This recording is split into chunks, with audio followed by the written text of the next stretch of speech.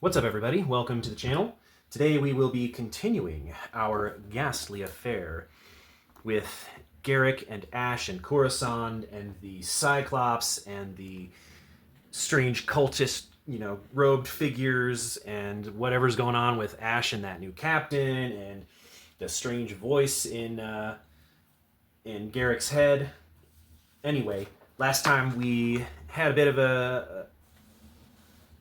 a little bit of stuff going on while we were at Cadiz getting ready to leave, but we finally did set sail, and now we are on our way from over here, going through the Strait of Gibraltar and just following the coast until we get to Algiers, which is a bit of a trip. It's like 500 nautical miles, so it's going to take probably like 5 days to a week of journey. And so for session 3, I think we're going to be doing our trip to Algiers. I don't know, depending on how eventful this first boat ride is, we may or may not also be doing something in Algiers during this session, but most likely this boat ride will have something going on, right?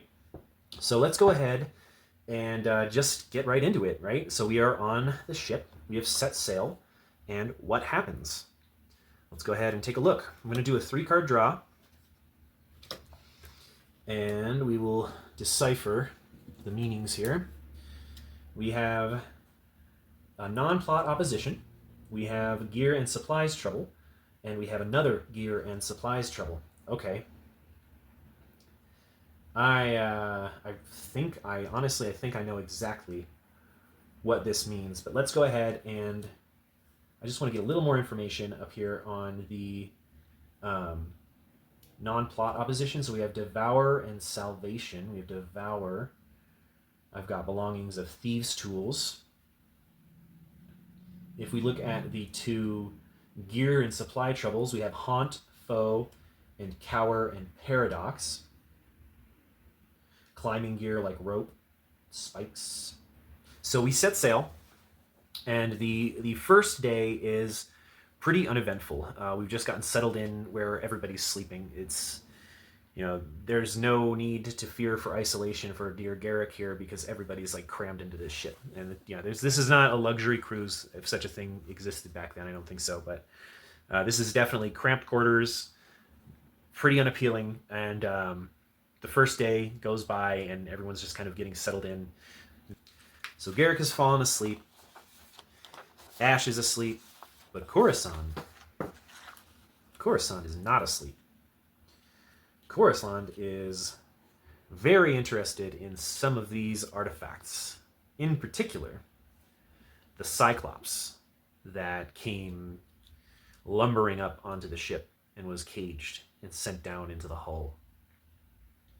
And so I think she's going to be trying to find this creature. So we're going to say because Corisande saw the creature in its cage lowered down into the hull, there's no need to like search for the object because there's a searching common situation.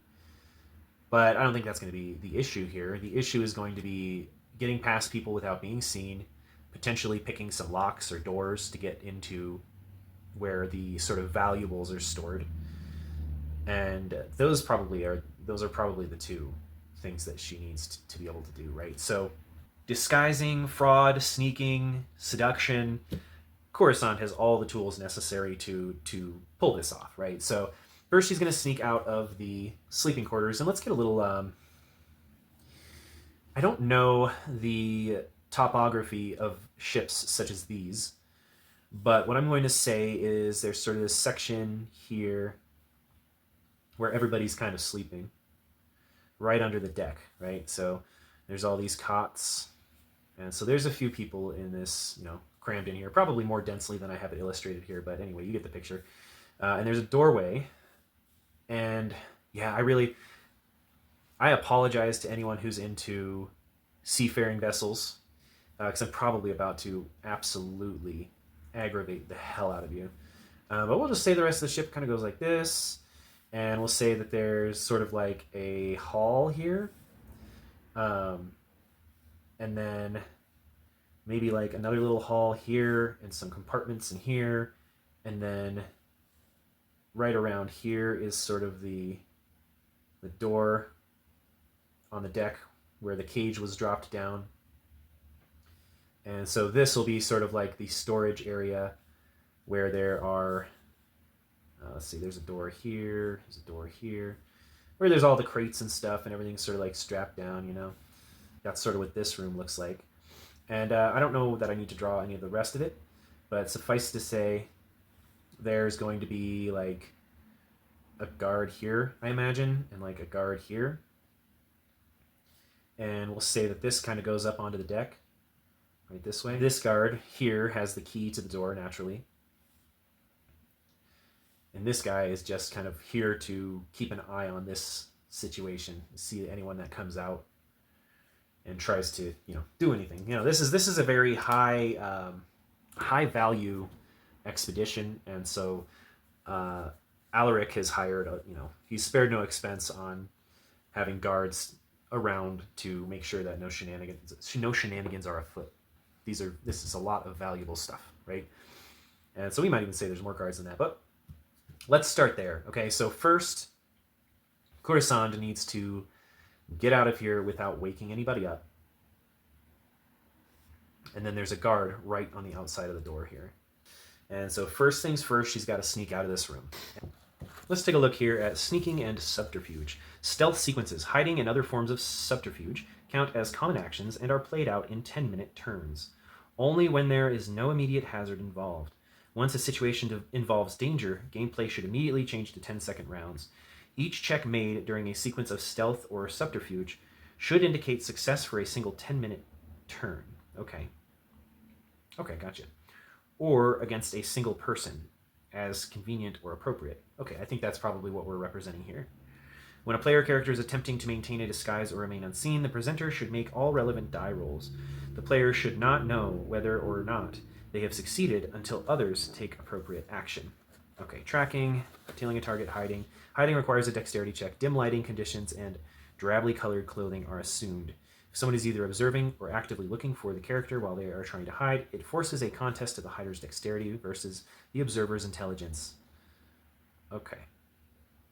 Bandits and libertines receive a +1 bonus when attempting to hide. So we'll call this, yeah, we'll say this is like, this is a hiding, right? She's trying to sneak through and not wake anybody up. All right, so she's hiding from these individuals in a sense, right? I think it's broad enough to cover that, right? And so it's a dexterity check. All right, so she's got that good old dexterity, right? We've got a 12 and +1 for sneaking. So we need to roll under 13. We're making our way through this cabin. All right, and we fail, okay? So someone in here wakes up. Is it one of our companions? I'm going to say even odds. No, okay. So it's just one of the crewmates, right? So which is just one of the crew wakes up. And so now she's got two options. She can either try to be fraudulent, right, and lie, or she can try to seduce this individual. We'll go ahead and put A, B, C, and D as the different obstacle areas, right? So, and we're going to attempt fraud. And so the crew's details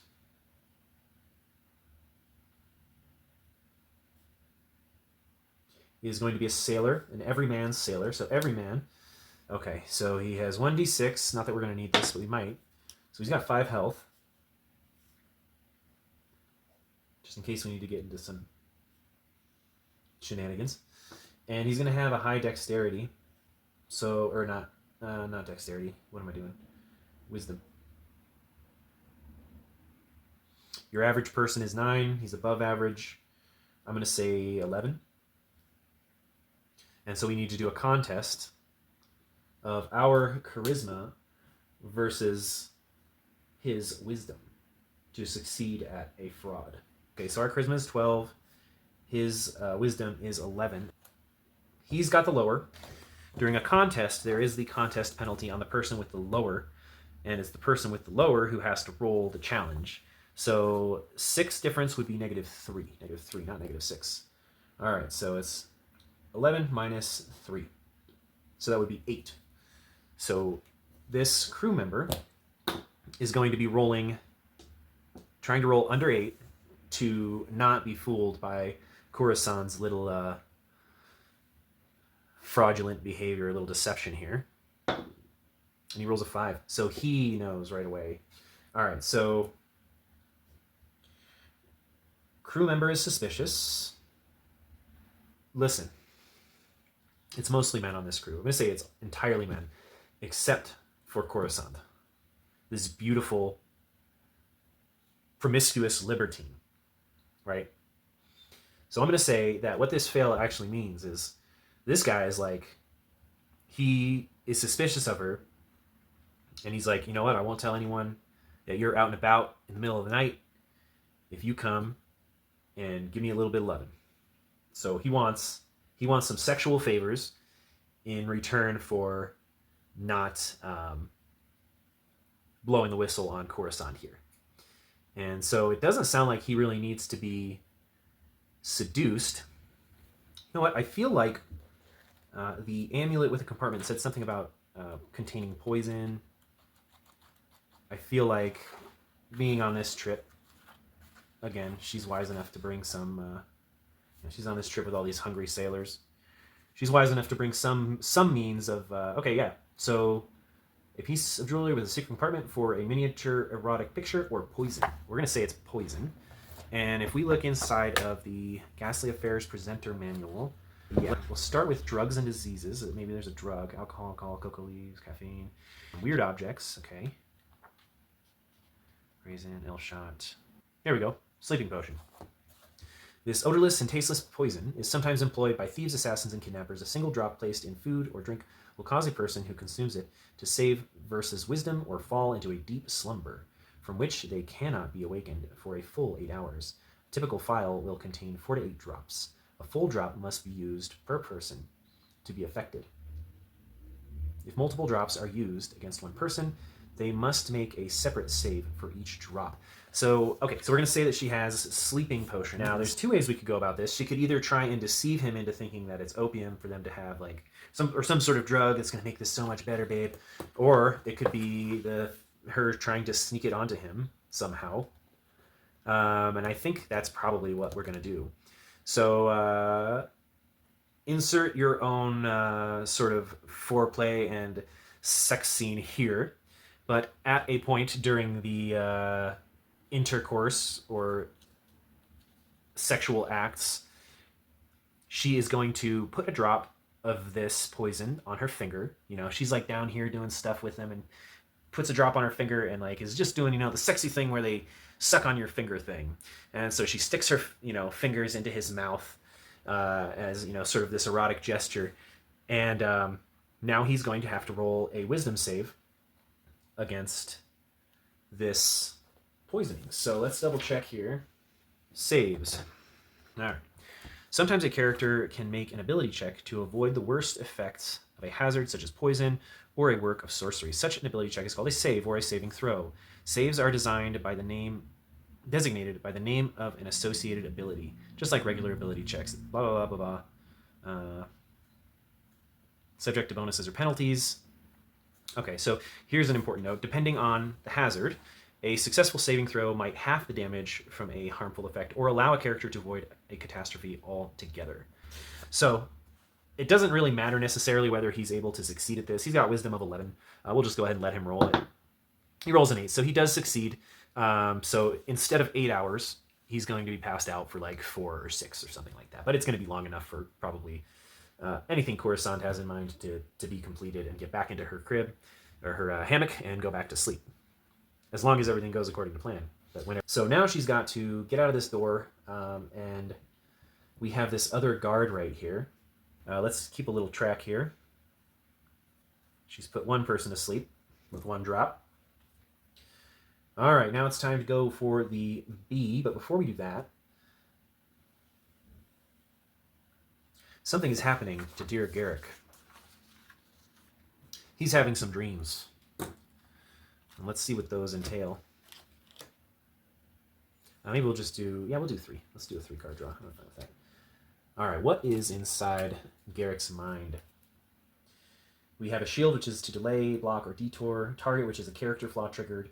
And the sun, which is an accident or disaster. Okay, so what I'm getting from this is the character flaw triggered. Of course, Garrick has the fear of isolation, and although he's on this ship not alone, he's with all these people in very close proximity.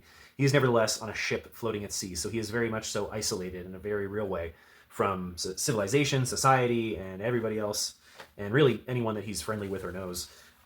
He's here with a bunch of strangers and an enemy and a crazy libertine. And so he's wakes up and he's having this dream, and he's on the ship alone because this fear of isolation is manifesting as him being completely alone on this ship, and the ship's just kind of like sailing through the sea, and it's infinite sea all around. You can't see the coast anymore, and so he's up on deck at one point, and next part of the dream he's down under the deck and he's looking at the hull of the ship, and there's just water gushing in through a hole. So we see waste time. So he's down here. It's a futile effort to stop to plug with your own bare hands the water that's gushing into this ship.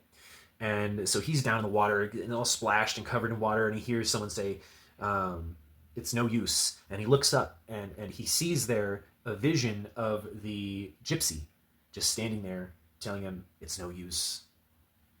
It's no use. The expedition is doomed. Doomed. And then he wakes up. And he wakes up at the exact same time that Corisande is opening this door and heading out. So he sees her kind of leave, but he's shaken by his dream and just stays in his cot and tries to go back to sleep.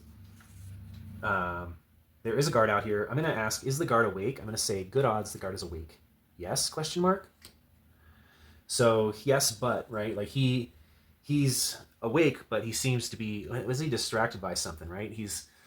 Or maybe is he drunk? I'm going to say good odds he's drunk. Yes, question mark? Okay, so he's on something, okay? So she comes through this door, and the guard is kind of like there hiccuping, and just kind of like his eyes are kind of like rolling in the back of his head, but he's like still like turning his head around and kind of muttering to himself. And she looks next to him, and he's sitting on this chair, and he's next to this little table or this little shelf, and she sees paraphernalia of drugs. And so he's just kind of delirious and on something. And we could take a look and see what exactly he's on, but I'm not sure that it really matters at this point. And so she kind of like sees him, and he doesn't seem to be like conscious of her being there at all. And so what is she going to do now?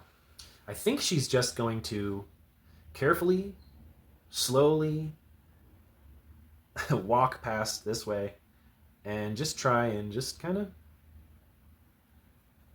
mind her own business, and he did, hope he doesn't notice. And I think we're going to go ahead and ask the Oracle, does he acknowledge her? I'm going to say bad odds. Does he acknowledge her? Yes, he does. Okay, so he does acknowledge her. Let's keep that card just to see what else we might find here. So she's going to kind of smoothly come up to him, and he's so delirious that he doesn't know a threat from a non-threat. He doesn't know what's a proper thing to be going on right now and what's not. So he's not a very good guard at this point, right? He just sees her coming up, and she's kind of being smooth. And I think he's like messed up enough that she doesn't need to really roll like fraud or seduction checks. Like, he's just like on drugs, ready to go, going along with whatever situation, but she just needs to make sure that he's not going to like follow her or start talking really loud or anything. So she's going to go up and be like, shh, let's talk quiet. We don't want to wake anybody up. And she's whispering to him, and I think her technique is going to be that she's going to try and give him more drugs, potentially.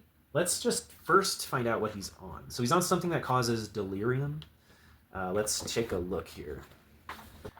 All right, so it seems to me he's probably on Datura or Henbane or Nightshade.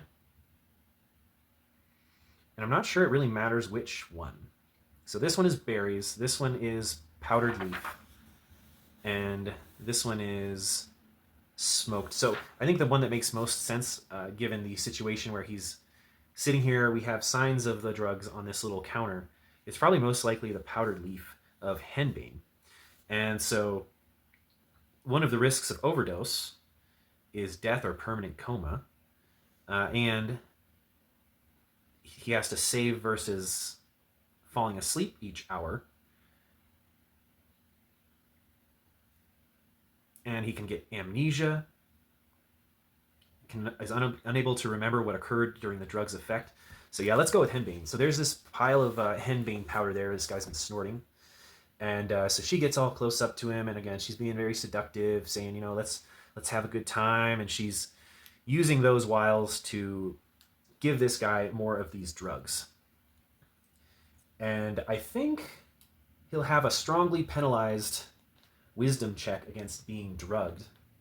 But this guy, he is a sailor, or he's a guard. He's not even a sailor. So he's not going to have a strong wisdom. He's probably like a 9 wisdom.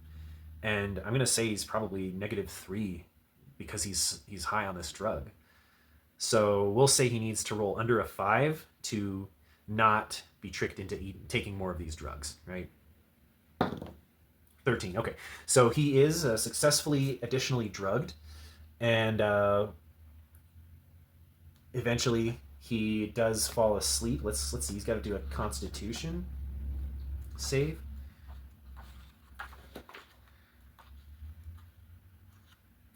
Henbane, save versus Constitution each hour or fall asleep. So she's gonna... Oh, we gotta save versus Constitution or take lethal damage as well. Okay. Save versus Intelligence or forget everything. Maybe we do all these saves right now, just to sort of determine this this guard's profile. First, let's do Amnesia. His Intelligence is gonna be pretty low. He's like an 8, because he's just an everyman and a bodyguard, a guard, right? So his would be 8, so we got to roll under 8. Okay, he fails that, so he won't remember any of this anyway. And then, does he fall asleep? Or are we going to have to wait another hour to try and have him fall asleep again? Again, his Constitution is 11, because he's a guard. So we'll say Strength is going to be his main thing, but Constitution is also something he's pretty good at, so 11. So we got to roll under 11. 6. Okay, so he succeeds at not falling asleep. And now he's going to save versus taking lethal damage. Let's see how much health he has, first of all. 6. He succeeds at not falling asleep, but we're going to do a Constitution. So under 11. And he fails, so he takes some lethal damage. Takes 1 damage. Let's see if he's going to have hallucinations. He rolls an 8. Oh, he just makes it. Okay. All right, so that means she's either going to have to give him sleeping potion or wait another hour to see if the drugs take effect, or we can also roll against his wisdom to see if he'll take more drugs, and I think we'll still do it with a -3, and this will advance us ahead an hour to try and induce an overdose. All right, so wisdom, he has a 9, so -3 is 6. Okay, he fails at that, so we get to roll again on falling asleep. So he's got to roll under 11, and he doesn't. Okay, so he finally falls asleep. All right, so she's able to get that guy to go to sleep. And now she can make her way down here and kind of stand here and peek around the corner. And let's draw some complications here. Let's see. She turns this corner where she's peeking around this corner. And what do we see? We've got a heart, we've got a sun, and we've got a wand. The heart is betrayal or a change of mind. The sun is an accident or disaster. And the wand is someone needs help. All right. So she looks around the corner, and the guard is dead.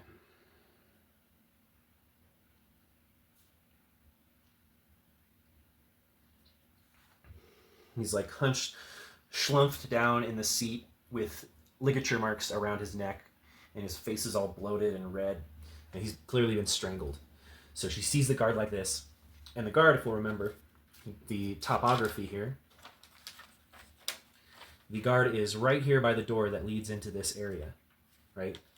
And so the guard is dead. This door is cracked open.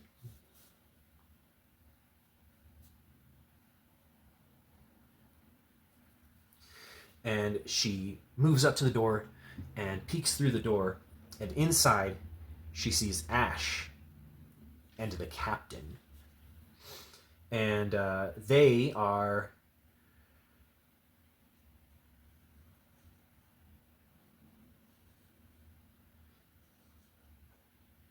someone needs help, right? Betrayal, someone needs help. Accident or disaster.